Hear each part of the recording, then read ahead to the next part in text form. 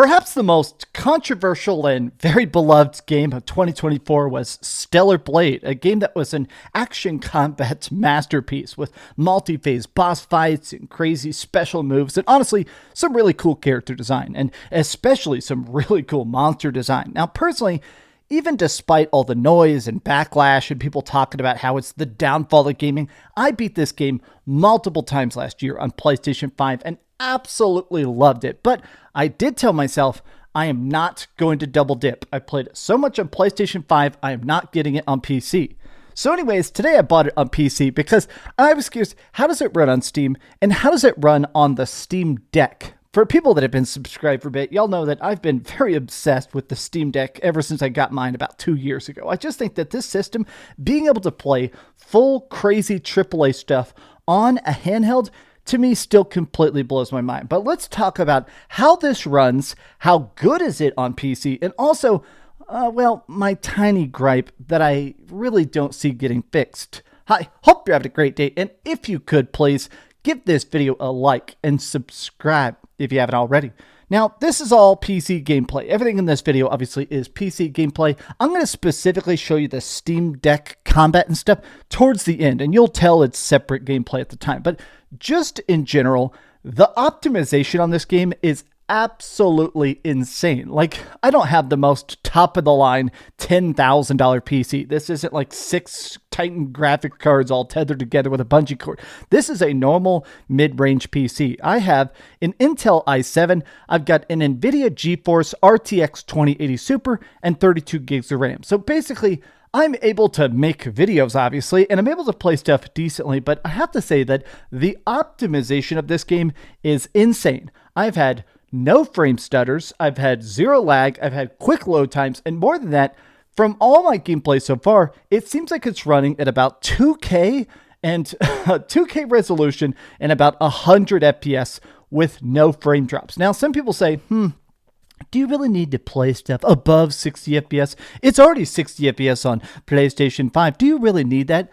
In my opinion, when it comes to action combat games, stuff like this, those extra frames do matter, especially because you're trying to do perfect dodges and crazy counters and making sure that when a boss is about to do its super ultimate attack, you're able to run away.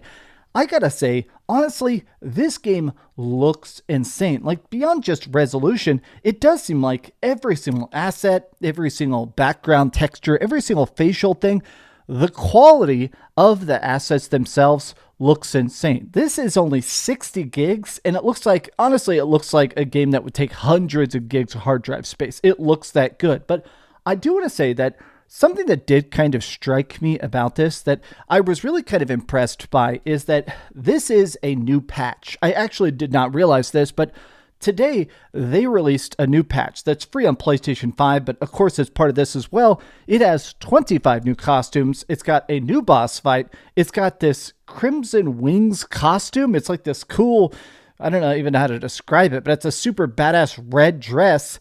There's an improved photo mode in this update.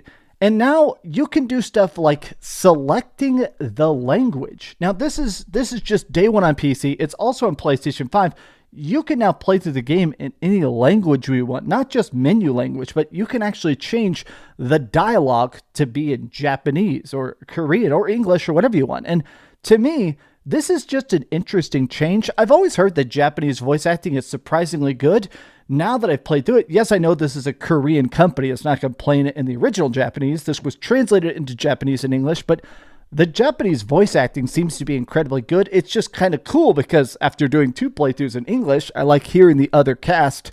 All of the optimization on this looks incredibly good. Personally, I'm also glad it doesn't take like 2 hours to update the shaders. I have had games, especially recent stuff, especially some Western studios, where it takes literally hours to just get the game going. This sets up, it boots up incredibly quick. But also, if you've never played Stellar Blade, this game is awesome. You're playing as this robotic lady called Eve. They're a bunch of her people, a bunch of these like robot assassin people are dropped onto a planet, and it's very, very post-apocalyptic. There's these creatures called the Naytiba. They're like these crazy, crazy monsters that have wiped out 99% of humanity. So now you're going in there and you're trying to kill the alpha Naytiba, the mother brain, to wipe them all out, basically, right? I'm trying to be a little bit vague here so there's no spoilers, but what's cool is the fact that I like that all of the Naytiba look so incredibly different, but their combat styles are so incredibly different. Some use weapons, some are weapons, some have literal spikes on their faces they'll headbutt you with. But playing through it on here, I have an even better appreciation for just how crazy good the color palette, the rain falling on the ground, or just that little spark when you flip a coin to start up a save point. Everything in here looks better, like just across the board, which is very typical with a lot of PC ports, but man, it looks and runs so much better that I definitely found myself instantly getting even more engaged with it. Now, of the 25 bonus costumes, this sounds like such a silly thing, but part of the fun of Stellar Blade is unlocking all these costumes. These are not just new Eve costumes. They actually did put in a bunch of stuff that actually works for a bunch of the characters. Lily, Adam, the drone, there is a bunch of extra stuff that makes it where you can upgrade and customize their looks. And it sounds cheesy, but I do think that part of the fun of playing old school games, playing stuff on PlayStation 2 and PlayStation 3 and whatever, is kind of that fun, constant, unlockable loop, you know? Getting stuff that's not just DLC. Now, in this case, it is free DLC, but still, I am glad to be unlocking new outfits. It's funny and addictive to me. But let's talk about my one gripe, and then let's talk about the Steam Deck port.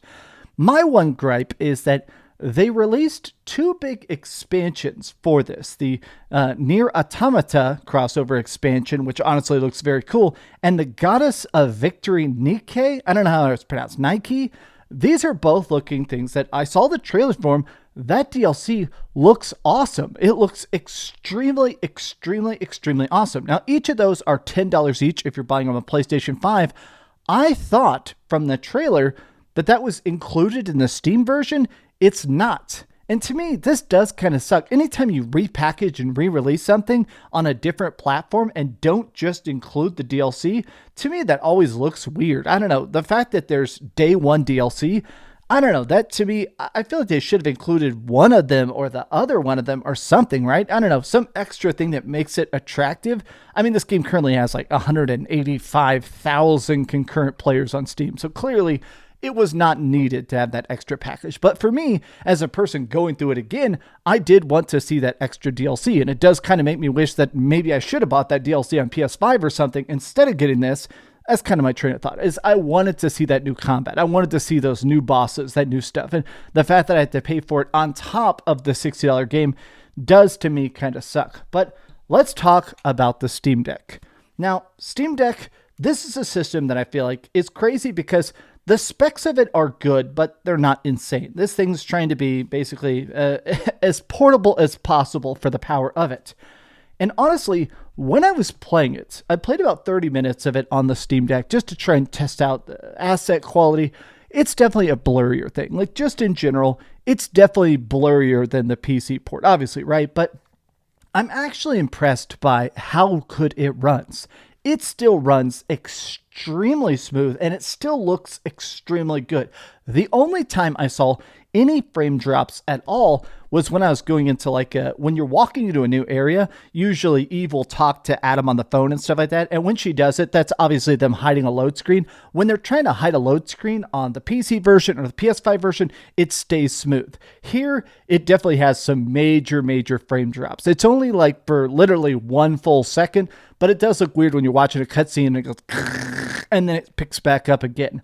Overall, first impressions after playing about 3.5 hours of it total on PC, it's still Stellar Blade, it's still stellar, and it still makes me want to pick up my blade and do boss rush again and again and again. If you've never played this and you're basically thinking, is it really worth the hype? Honestly, yes, 100%. And if you don't believe me, go look at the Steam reviews right now. From what I glanced at, it already has like 10,000. 99% of the reviews are positive, and literally all of them are just gushing about how perfect the optimization is and how fun it is. Play Stellar Blade. on PC, on PS5, or on Steam Deck. No matter what, you are not going to regret it. But what are your thoughts about Stellar Blade 1 year later? Does the controversy still seem silly to you? Tell me your thoughts in the comments down below. And if you enjoyed this video, be sure to give it a like, subscribe if you haven't already, and please keep dreaming. Oh my god, I'm going to just play this game all day again like a chump.